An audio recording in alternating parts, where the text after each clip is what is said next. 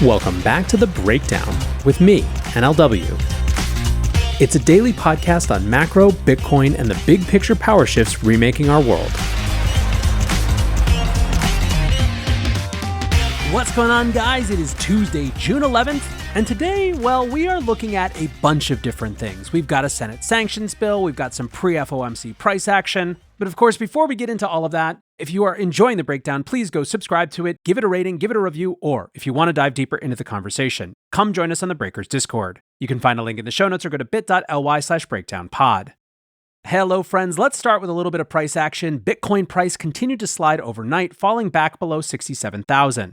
Technical analysts were wringing their hands over the loss of the $69,000 support level. Keith Allen, the co-founder of Material Indicators, said, "Sure, we have some bid support in here, but not a heavy concentration of it. And really, it's not even heavy down to 60,000 if I can be completely honest."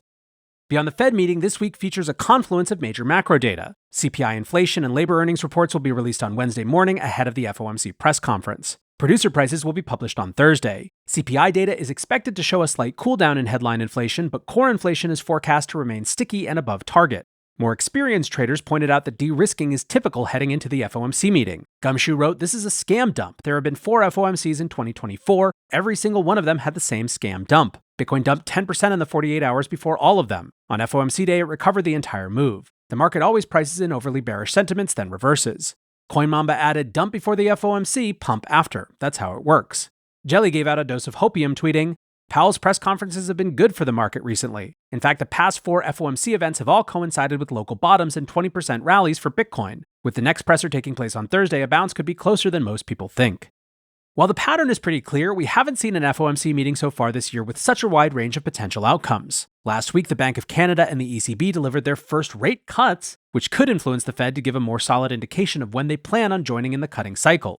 Senators Elizabeth Warren and Jackie Rosen also wrote to Powell on Monday to urge rate cuts. They said that monetary policy is driving up the cost of housing and auto insurance, 2 lingering components of high inflation. The senators wrote, "You have kept interest rates too high for too long. It is time to cut rates." On the other hand, last week's hot payroll data suggests that rate cuts aren't appropriate at this stage.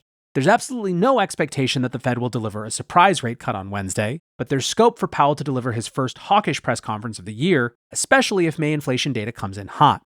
Bitcoin ETF traders seem to have heavily de-risked coming into this week. The ETF saw heavy outflows on Monday, breaking a 19-day streak. Almost 65 million was redeemed from the products, with GBTC, Invesco, and Van Eck all seeing big outflows. Liz Ann Saunders, the chief investment strategist at Charles Schwab, noted that de-risking isn't limited to Bitcoin but extends to this year's outperformers more broadly. She tweeted, "Massive outflows for US large-cap ETFs over the past week, while government bond funds had largest inflows followed by munis. Some interest in US small caps as well." Next up, let's talk about the Senate sanctions bill. A massive expansion of crypto sanctions powers has found its way into a Senate budget proposal, triggering industry concern. A bill intended to fund U.S. intelligence operations has had a section inserted from a previous crypto AML bill. The language is borrowed from a bill proposed last year by Senators Warner, Jack Reed, Mike Rounds, and Mitt Romney. This is separate from Senator Elizabeth Warren's pet crypto sanctions bill, but no less troubling. The Warner bill would allow the Treasury to target sanctions at, quote, "foreign digital asset transaction facilitators." The issue is that this term seems to be something of a catch-all. It would clearly apply to crypto exchanges, but could also sweep in software developers and non-custodial crypto infrastructure. This measure would not only ratify the Tornado Cash sanctions, but would allow sanctions to be used as a blunt instrument to address a wide range of crypto AML problems. The bill also seems like it would expand existing KYC and AML compliance regimes to cover DeFi and other non-custodial infrastructure. The second problem is that these sweeping new powers seem to have been inserted with a bare minimum of consideration before the Senate. The bill is called the Intelligence Authorization Act and is a routine broad-scope funding bill. Last week, the bill was passed through the Senate Intelligence Committee in a unanimous vote. A press release announcing committee approval covered dozens of new powers granted to the intelligence service, but made zero reference to crypto or digital assets. That gives a sense of how buried these new powers were within the 264-page omnibus bill. As the bill has only just passed the committee stage, it's unlikely to make it through a vote in both chambers of Congress before the year is out. The pathway to become law is more likely to be bundling into the must-pass National Defense Authorization Act. That annual bill has become the vehicle for most government funding and all manner of unrelated legislation. Now, if you're getting a sense of déjà vu here, you are not alone. This is essentially the same pathway taken by a giant shakeup for crypto taxation, which was shoehorned into the 2021 infrastructure bill at the last moment. Getting blindsided by those provisions spurred the crypto industry to expand its lobbying engagement in Washington, largely to ensure that would never happen again. This time around, the crypto lobby has identified the problems at an early stage, so have the opportunity to engage with lawmakers. Cody Carbone, the chief policy officer for the Digital Chamber, said, We've chatted with Warner's staff on this, and they're open to broader engagement here from the industry. I think it likely does get zapped out of the NDAA process given the immediate pushback from the industry. He noted that the bill's intention is well supported, but the sweeping powers are an issue, adding, "Overall, we're aligned with the goal of the legislation to cut off funding for foreign terrorist organizations, and I appreciate that it limits coverage to those groups that have knowingly facilitated funds to bad actors." Carbone explained that the bill fails to limit how sanctions would be targeted, essentially giving complete authority and discretion to the U.S. Treasury Secretary. Peter Van Valkenburg, the head of research at Coin Center, published a short article addressing his issues with the bill. He recognized two important limiting principles. First, that sanctions cannot apply to U.S. persons operating crypto infrastructure. And secondly, that the bill requires that sanctions can only be applied where a person knowingly facilitated significant transactions with terrorists. Van Valkenburg's major issue, then, is that if a foreign Bitcoin miner or validator on a proof-of-stake network is placed under sanctions, then U.S. citizens could inadvertently interact with them breaching those sanctions. He claimed that, quote, "An American could be liable merely for broadcasting their transaction message to the larger network if the miner who ultimately put that transaction into a block happened to be one of the sanctioned miners. If that is how the law is applied, it would have some massive implications for the functionality of decentralized and permissionless crypto networks."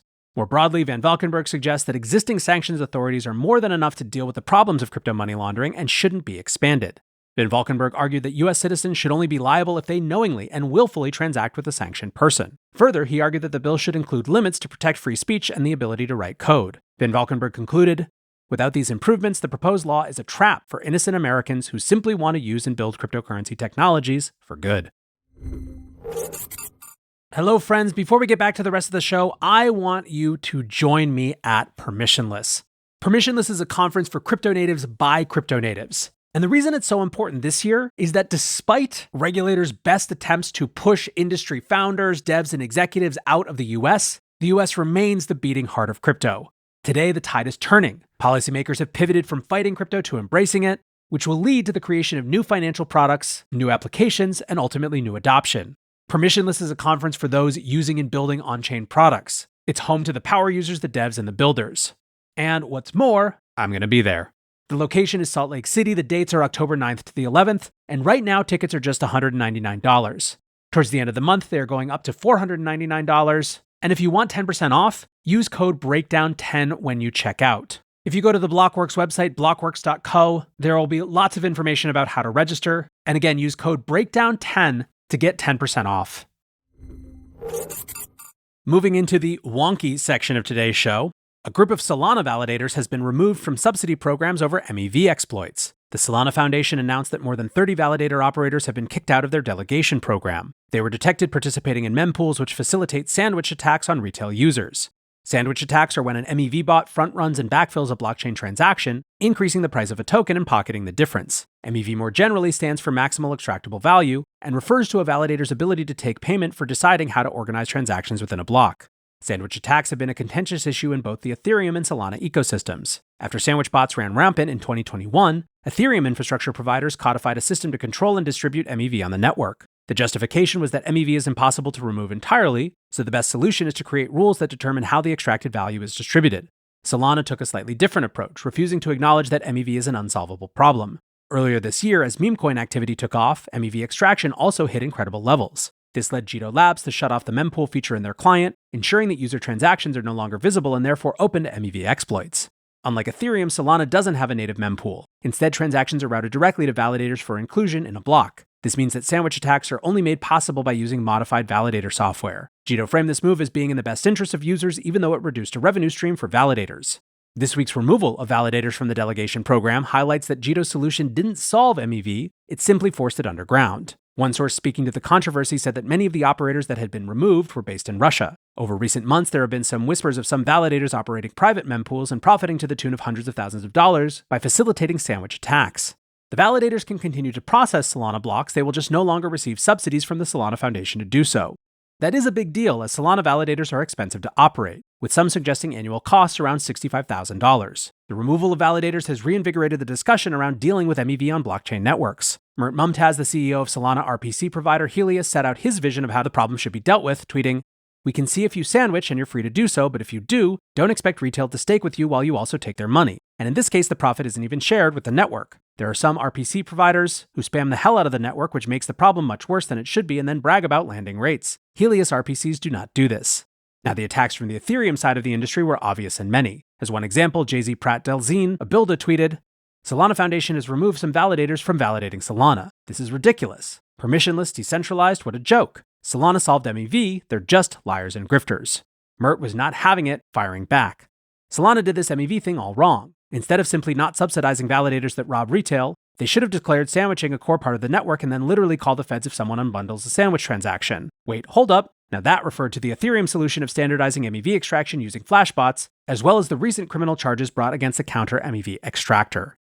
So why the hell are we covering this on the breakdown, which doesn't get this technical normally? What makes this a little bit more interesting is that it's a public discussion of how a negative externality of blockchain systems should be approached. Ethereum seems to have decided that MEV is inevitable and therefore should be accepted, captured, and redistributed to network participants. That approach doesn't make it go away. Retail Ethereum users still get sandwiched every day to the point that the leading MEV bot has the largest gas spender on the network. This is justified by treating the bribes paid by MEV bots as revenue that is redistributed to stakers, but that does very little to reduce the harm to regular users. The Solana approach is presented as an enforcement. This week's removal of validators is one of the largest examples of social slashing, removing the stake of bad actors for something other than violating consensus rules. The goal is to minimize MEV as much as possible, but that would require some concessions on decentralization and the clarity of rules. In other words, this seems to be something with no obvious solution, only trade-offs. The industry is currently having a very loud argument on how this issue should be dealt with, and to the extent that you are invested, literally or metaphorically, in the future of these networks, it's worth paying some attention to. Speaking of attacks, we move now to Uniswap Labs, which have hired a new chief legal officer as the company hunkers down to prepare to fight the SEC. The new hire is Catherine Minarek, who was previously the vice president of legal and deputy general counsel at Coinbase. Outgoing is Marvin Amori, who has been with Uniswap since the beginning. Amori said he made the decision to step down in order to prioritize spending time with his young family and plans to continue working on DeFi policy. He praised Minarek, stating that she, quote, has been the key architect of Coinbase's litigation strategy working for the fearless Paul Grewal. I recruited her and trust her with taking over the legal reins for an amazing company that I love and with accelerating a technology that the world needs. Minarek commented on the new role, tweeting, it is impossible to spend time in crypto and not be inspired by the potential of DeFi to change the world. So I am humbled to be taking on this new role at Uniswap Labs, continuing another part of the fight for economic inclusion and the future of finance for all of us. Keep in mind, many are taking this as a transition to wartime personnel for Uniswap Labs. The company received a Wells notice from the SEC in April, which claimed that the platform is an unregistered securities exchange and that the Uniswap token is an unregistered security. Uniswap Labs have signaled that they are ready to fight this matter to its conclusion in court. Uniswap Labs founder Hayden Adams referred to this as one of the most important legal fights for DeFi, and it's difficult to argue. Finally, one more interesting situation that we haven't had a chance to cover, but which I've been keeping one eye on. Bitcoin miner Bitfarms is looking to frustrate takeover attempts with new poison pill shareholder rights. In April, Riot Platforms made an unsolicited bid to purchase Bitfarms, which was rebuffed by the board. Bitfarms is currently undergoing an executive restructuring, firing their CEO. Riot took the upheaval as an opportunity to push a takeover plan, purchasing more than 12% of Bitfarms stock and calling for a shareholders meeting to appoint, quote, well-qualified and independent directors. The Bitfarms board has rejected buyout offers, saying that they significantly undervalue the company. Bitfarms has said they were in the midst of a strategic alternatives review process, with these alternatives including selling the company or continuing to work towards their existing business plan. Bitfarms claims that Riot has declined to participate in the process, stating that it was an attempt to undermine the company and thwart the interest of third parties. In a Monday press release, Bitfarms announced that they had put in place a shareholder rights plan to, quote, preserve the integrity of the board's process.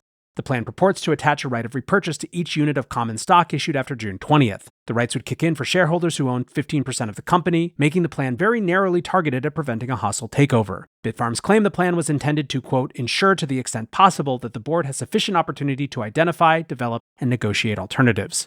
If shareholders don't ratify the plan within 6 months, it would be nullified. Prior to this new twist, Peter Stoneberg, managing director at crypto advisory firm Architect Partners, said Bitfarms was, quote, doing everything right to put up a strong defense to Riot's bid.